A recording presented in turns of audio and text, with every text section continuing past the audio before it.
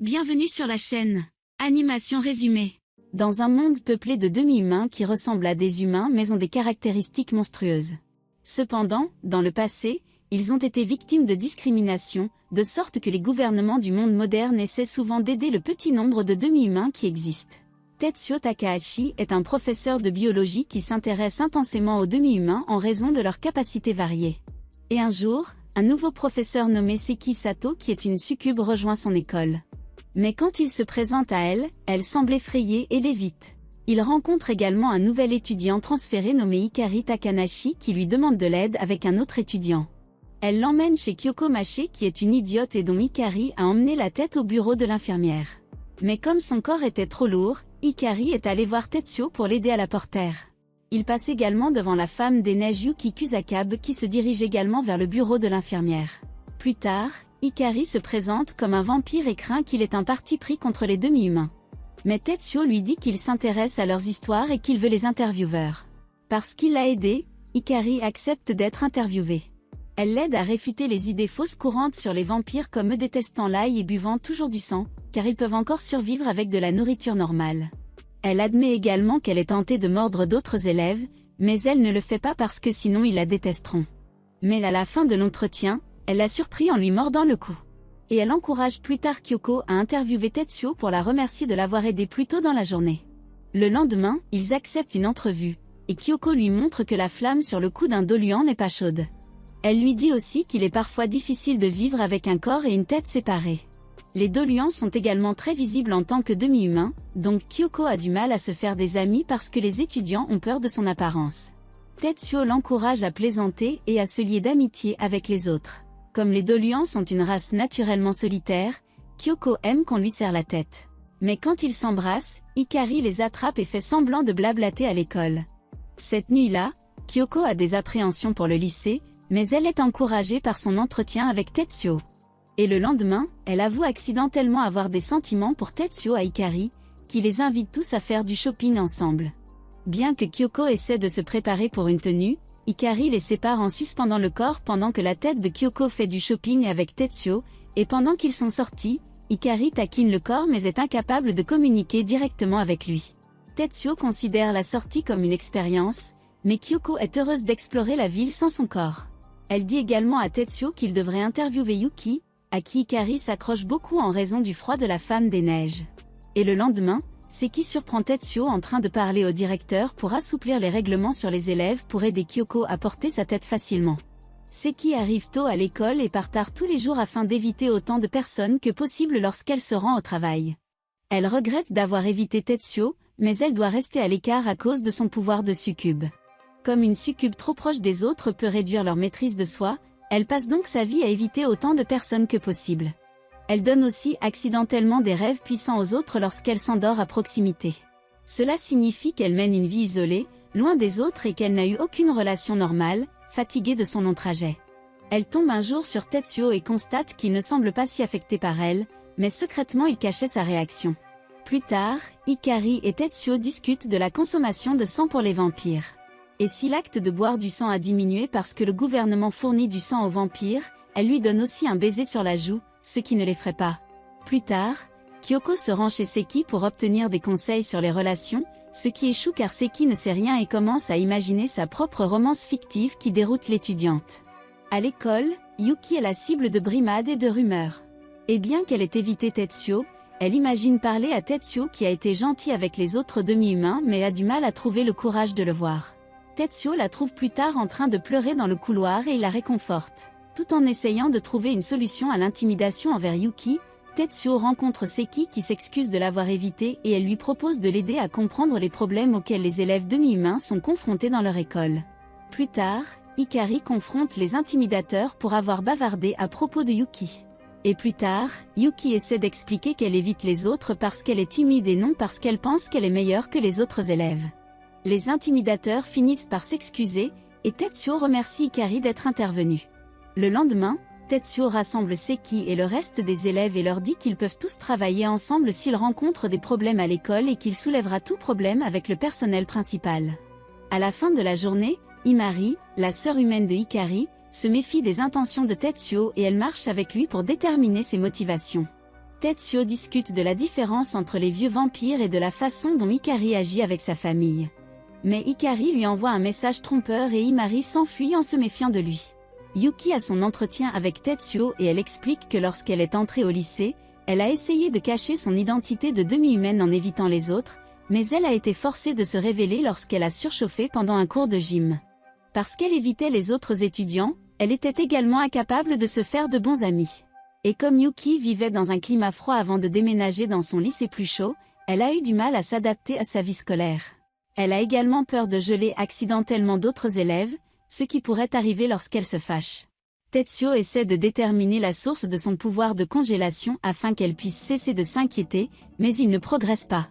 Et pendant qu'elle déjeune avec Hikari et Kayoko, Tetsuo fait des recherches sur les légendes de la Femme des Neiges pour trouver une solution. Il tente plus tard une expérience avec elle. Et il détermine que ses sentiments nerveux créent une sueur froide qui gèle et qu'elle ne devrait pas être un danger pour les autres élèves car son gel se limiterait à sa sueur.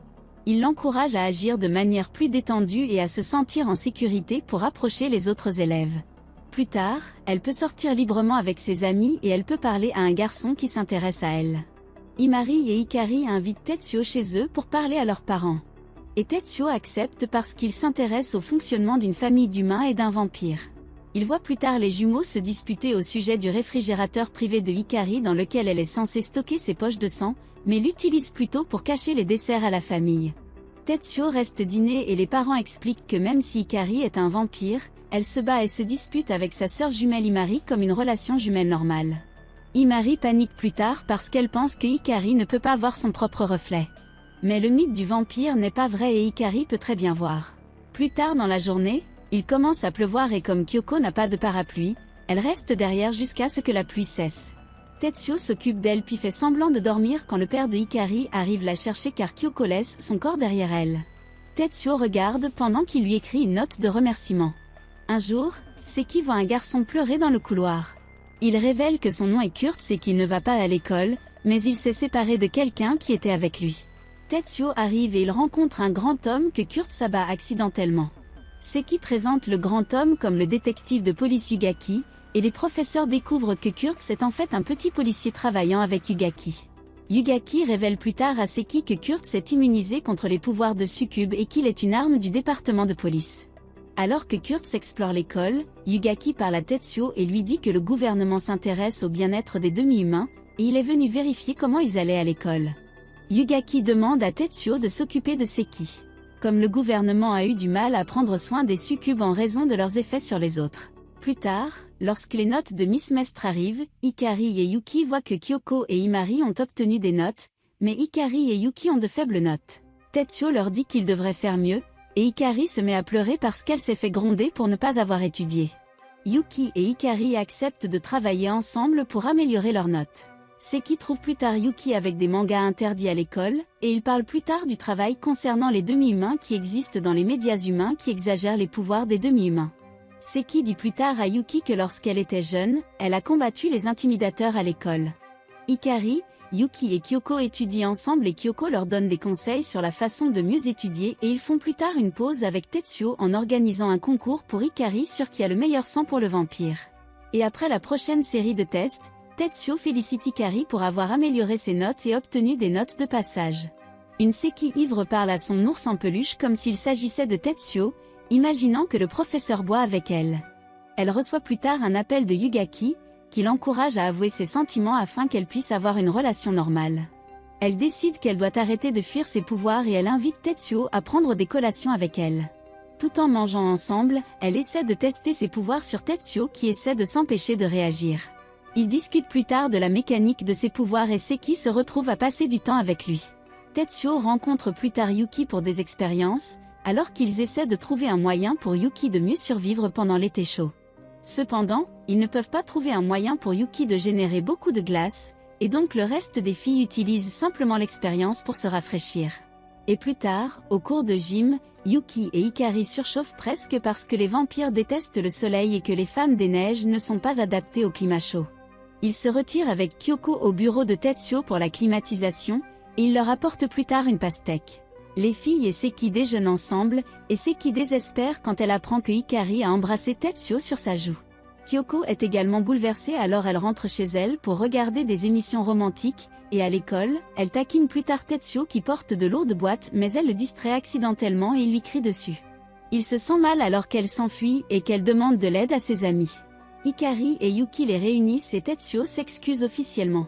Plus tard, lors de leur prochain entretien, Tetsuo emmène Kyoko chez son ami Zama qui est physicien pour explorer comment son corps et sa tête sont connectés. Zama théorise qu'il doit y avoir un trou de verre entre la tête de Kyoko et son corps, ce qui soulève la possibilité que les Doloans détiennent la clé pour que l'humanité brise le continuum espace-temps. Il parle de l'absence de cou visible de Kyoko et de la façon dont cela pourrait faciliter un trou de verre caché pour le Doloan, et Zama propose des théories plus folles. Plus tard, quand lui et Tetsuo parlent seuls, il complimente l'enseignant pour son travail, et la réunion inspire Kyoko à éventuellement devenir chercheuse à l'avenir.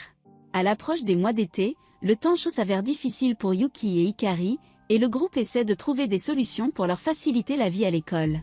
Tetsuo est approché par le directeur adjoint qui l'avertit de ne pas trop essayer de s'occuper des demi-humains et que les élèves qui comptent tellement sur lui ne sont pas une bonne chose, surtout lorsqu'ils finissent par obtenir leur diplôme et quittent l'école. Deux garçons de l'école entendent la conversation et ils parlent avec d'autres étudiants humains de Tetsuo et des demi-humains, se demandant s'ils ont la responsabilité d'aider leurs camarades. Plus tard, les filles s'approchent de Tetsuo mais il les écarte à contre-séure en réfléchissant aux paroles du vice-principal sur le fait de ne pas trop se concentrer sur l'élève demi-humain. Hikari va chercher Seki, et en chemin les autres élèves lui expliquent ce qui s'est passé entre Tetsuo et le directeur adjoint. Seki parle avec les filles et explique que le directeur adjoint était dur mais bien intentionné et qu'elles peuvent essayer de remonter le moral de Tetsuo. Pendant ce temps, Tetsuo est sur la plage en train de réfléchir au semestre et de se demander s'il n'a pas été trop intrusif dans la vie de ses étudiants et s'il devrait s'éloigner de trop aider ses étudiants demi-humains. Il reçoit un texto de Hikari qui contient un remerciement enregistré de chacun d'eux, le remerciant de l'avoir aidé à résoudre leurs problèmes à l'école. Et pour l'encourager à continuer, Hikari le surprend en le rejoignant sur la plage, le remerciant personnellement, et que ses élèves feront de leur mieux pour s'intégrer aux autres. Et plus tard à l'école, le directeur adjoint s'excuse auprès de Tetsuo, car il a vu des élèves humains passer du temps avec les demi-humains, et que les élèves humains de l'école ont été inspirés par ses actions pour en savoir plus sur les demi-humains et les accepter. Hikari visite plus tard le bureau de Tetsuo pour lui demander si elle et ses amis pourraient réserver la piscine de l'école afin qu'ils puissent se rafraîchir pendant l'été. Tetsuo accepte mais il est réticent car les vampires ont des problèmes au soleil et il s'inquiète de l'effet du soleil sur elle alors qu'elle nage dans la piscine sans chae. Hikari le taquine et est convaincu qu'il n'y aura aucun effet sur elle pendant que ses amis nagent ensemble. Et cette nuit-là, Seki est stressée parce qu'elle a demandé à boire à Tetsuo et elle reste éveillée à se plaindre de la situation avec Ugaki. Quand elle parle plus tard à Tetsuo, il l'invitait à veiller sur les filles. Tetsuo parle plus tard avec Kayoko et il parle de la façon dont, dans les légendes, les Dulaans étaient associés à la mort et étaient souvent représentés comme des chevaliers sans tête sur un cheval et que la peur des rivières Duluan pourrait être due au fait qu'ils pourraient accidentellement perdre la tête dans les rivières. Hikari surprend et demande si Kayoko aimerait faire l'expérience de sa tête sous l'eau et elle fait l'expérience sous l'eau pour la première fois. Et cette nuit-là, Hikari a un coup de soleil mais est par ailleurs indemne. Et elle remercie Tetsuo de l'avoir aidé à se faire des amis tout au long du semestre. Et c'est tout pour cette vidéo. Assurez-vous de vous abonner si cela vous a plu et je vous verrai dans le prochain.